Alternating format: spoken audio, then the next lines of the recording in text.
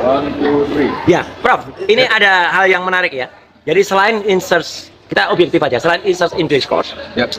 kita dengar ada yang disebut sebagai UTS diploma.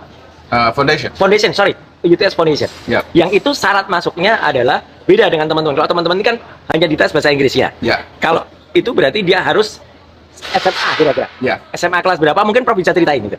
Ya. Ya, jadi kalau mulai masuk year 10, Nah. kan dia perlu 2 tahun lagi. Betul. Ya. Ya. Jadi dia harus ikut 2 tahun. Oke, ya. Setahunnya mungkin 8 bulan. Oh, Karena ya. Ada libur summer kan. Ya, betul. Ya. Tapi harus Tetap harus 2 kelas gitu kan ya. Istilahnya dua tahapan, dua tingkat. tingkat. Ya.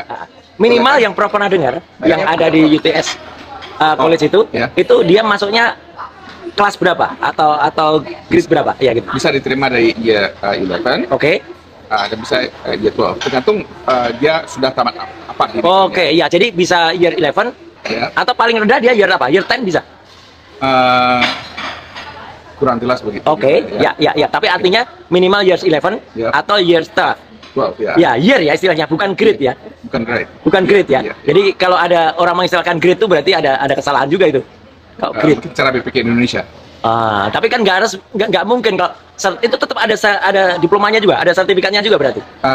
Iya. Pasti ada kan? Iya, ada. Ya. Jadi mereka ini ada yang kalau mau diploma aja, kalau mau kerja, ya. dapat diploma bisa kerja. Oke, ya. Ya.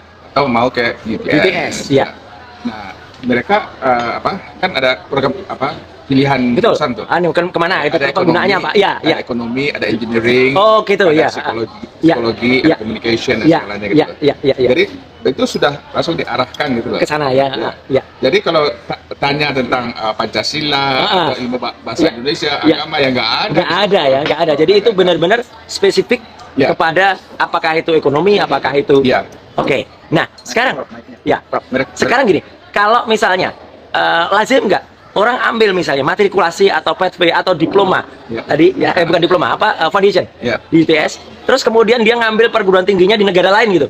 Ya, nggak bisa. Ini kan khusus di tailor istilahnya, dirancang Tailor made untuk itu. untuk UTS. Oke. Kalau alasannya kan sama-sama kurikulum Cambridge, sama-sama negara persemakmuran gitu, antara Commonwealth gitu, antara Australia dan Singapura gitu, mungkin nggak kayak gitu. Nggak bisa. Iya ya.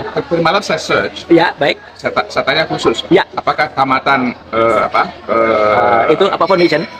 year 11 Oke. di Singapura bisa langsung Masuk, gitu? ya. Jawabannya aneh. Nggak bisa katanya. Baik. Ya. Tapi rupanya ada juga program yang mengizinkan Ya. untuk mulai Year UTS dari bisnis. Oke, ya. Kalau itu pasti. Ya. Ya, tak? Nah, jadi yang kurang jelas bagi saya itu sekarang kok ada program Cambridge International, Ya. A level. Oke. AS, Oke. Ya. A special, A level. Oh, ya. Nah, ini yang tuh Mungkin juga ya. ya yang bisa untuk meneruskan Ya. dari high school. Oke. Belum selesai high school. Belum selesai school ya, dia masuk ke. Tapi itu dari Australia kelihatannya. Oke, ya. Dan belum tentu juga kemudian itu terpakai untuk ke negara lain gitu kan? Iya, betul. Satu lagi juga itu program itu kan kalau kira-kira diperkirakan 20 tahun yang lalu gitu, apakah mungkin sudah ada? Ini kan kita bicara dengan bayangan, dengan perspektif. Oke teman-teman, kembali lagi bersama saya di channel ini. Mari kita saksikan bagaimana tanggapan para netizen tentang cuplikan video tersebut atau tentang pemalsuan ijazah Jokowi. Ya, jadi teman-teman, mereka mengatakan bahwasanya selama hakim tidak punya integritas, jangan harap hukum bisa tegak kecuali rakyat sendiri yang mengadili. Ya, jadi Pak peneliti abal-abal, tunjukkan dong video kau bertemu dengan pengelola UTS yang sah. Jangan mewawancarai orang yang bukan dari UTS yang Anda setujui. Jadi memang si Gibran hanya sekolah sebatas setingkat kursus, tidak mendudukin sekolah pendidikan SMA. Jadi dia hanya sebatas memiliki sertifikat kursus Ya, jadi mengapa para KPU bisa percaya dengan hal tersebut? Nah, anak Bapak sama aja tukang tipu-tipu. Terus cari kebenaran, jangan sampai 280 juta rakyat ditipu sama Fufu Fafa dan Mulyono.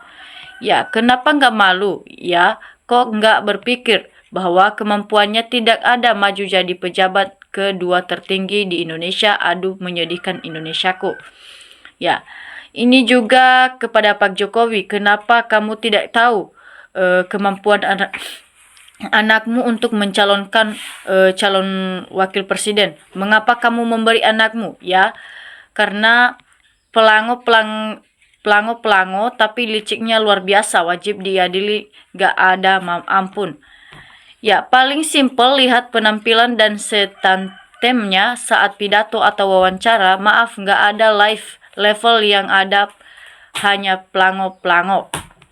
Jadi sampai kapan tidak kita bisa bertahan punya wapres ijazah bohong? Ya, sampai dia bisa dimakzulkan. Ya, sampai dia bisa diadili.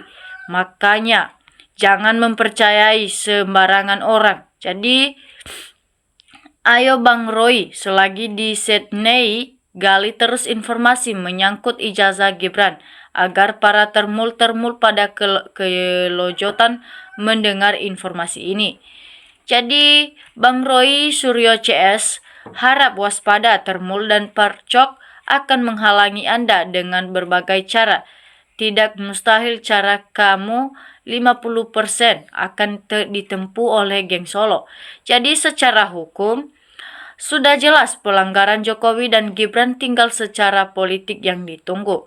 Ya, pembawa Mas Gibran sehari-hari sebenarnya cerminan kompetensi diri yang dimilikinya. Ya, buah jatuh tidak jauh dari pohonnya. Inilah keluarga mantan presiden yang paling sadis di Indonesia. Semua dihalalkannya.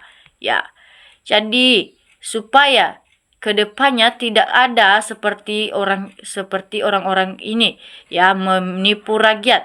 Jadi Jokowi, Gibran, Bobi, Luhut, Pak Pratikno, Rektor UGM, termul KPU, sekarang sudah mulai stres, siap-siap masuk penjara, ya, karena telah membohongi para rakyat. Nah, heran banyak orang-orang pintar di negara ini cuma hanya bisa diakali oleh dua makhluk yang pendidikan tidak jelas. Ya, mengapa dulu tidak pernah meneliti bahwasanya ijazah mereka ini palsu? Ya, mengapa sebodoh itu rakyat? Ya, jadi hebatnya mantul sekali Bang Roy Suryo. Dedeknya ya, opennya rajin sehingga bisa ungkap banyak kejanggalan baik ijazah Jokowi maupun Gibran. Kenapa kayaknya kok kalah cara lidenya perspolsi dengan Bang Roy ini ya.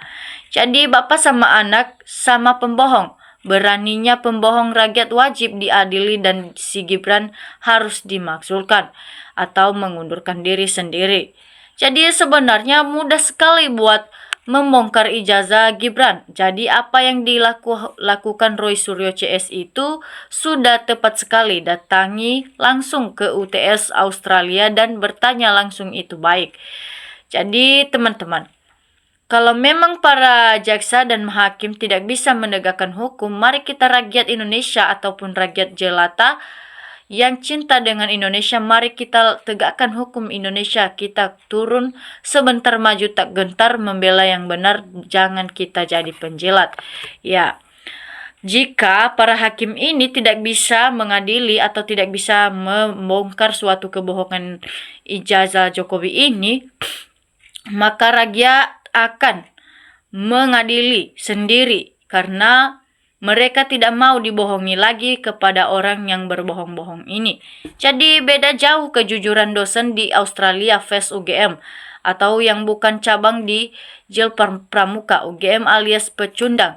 Ya, yang bohong dan menyebar fitnah dan gaduh apa enggak Roy Panci CS pekerjaan nyebar fitnah dan gaduh.